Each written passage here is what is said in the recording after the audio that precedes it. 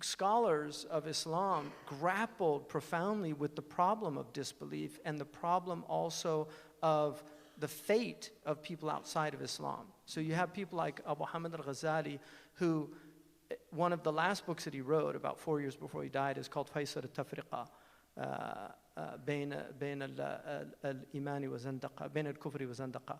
The criterion that differentiates between disbelief and heresy. And he makes a very strong argument that the vast majority, he categorizes people into 4 categories. 3 of the disbelievers, people outside of Islam, 3 out of those 4 categories he considers saved. So only one he actually sends to the fire. The other 3 he considers them saved. And Abu Hamid is the embodiment of orthodoxy. And Ibn Taymiyyah grappled with this. Ibn Taymiyyah, there's an argument that he's a universalist in his approach to salvation because he had a very problematic with the eternity of the fire as an eternal punishment for a temporal sin that a merciful God who's defined essentially with mercy. The Quran begins in the name of God, the merciful, the compassionate. So he makes an argument, and it's a sound book. I mean, some of his followers, modern followers, like Ali al-Harbi, wrote a book arguing that he didn't write it. But he did, because Ibn Qayyim al-Jawziyah quotes from it, his own student. Ibn Rushayyiq, his other student, quotes from it.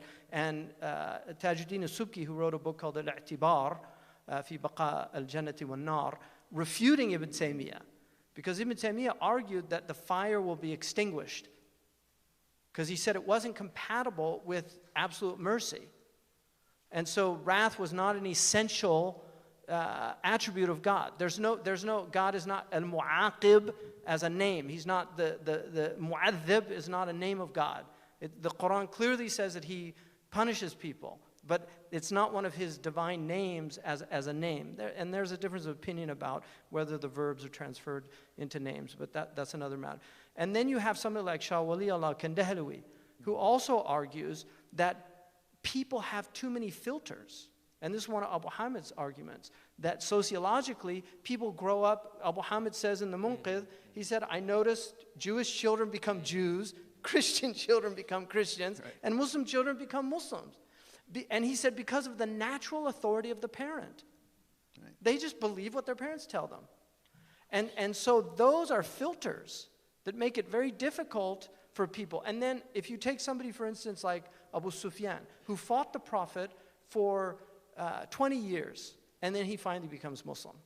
Whereas somebody else who fought the Prophet and dies in the first battle. Mm-hmm.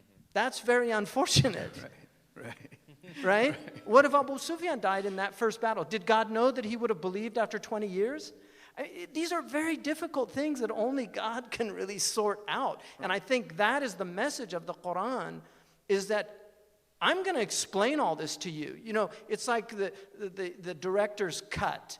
You know, you get the, right, you know, you have these films that you can actually listen to the director explain why he did everything. Oh, that's why he did that, right? And so one of the things about, according to our belief about the end of time, is that in the resurrection, people see everything. They get to, and it's all, you know, we're going to find out who really killed Kennedy. Right? Quincy Jones knows, actually, but he's... So, but there are many examples of this in our tradition where they really grappled with this problem of, you know, understanding what's holding people back.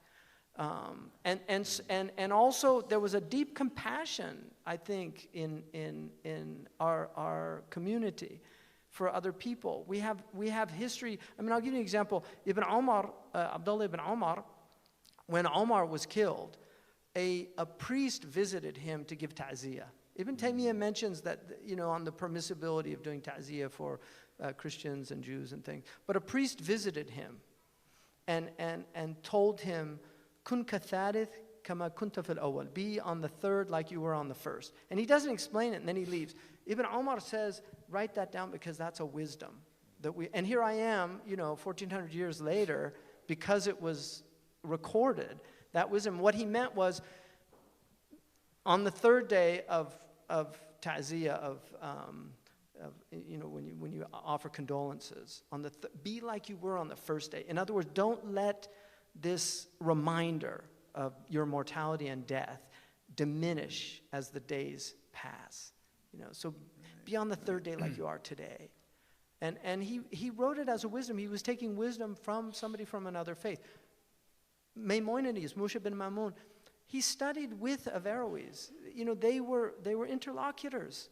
He went when the Muwahidun took over. He had to flee Andalusia because of the Jewish persecution. He goes to Egypt and becomes the personal physician of Salahuddin al-Ayyubi, the Kurdish ruler who reconquers Egypt from the Fatimids.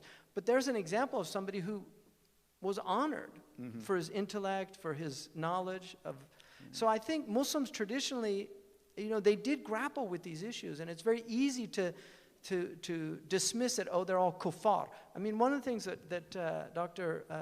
Dakek said, I think is very important, that gentleness, kindness, all these virtues. If you look at the description of kuffar in the Quran, these are profoundly negative people. Right. They're arrogant, they're puffed up, they're full of pride, they're horrible to other people.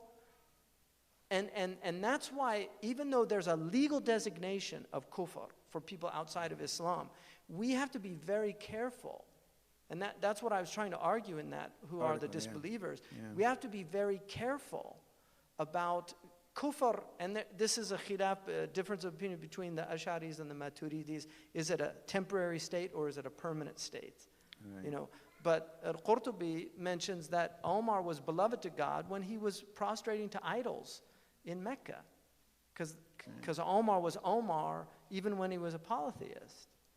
And so there's nuances there that are really lost, unfortunately, on a lot of people with simplistic views of these problems.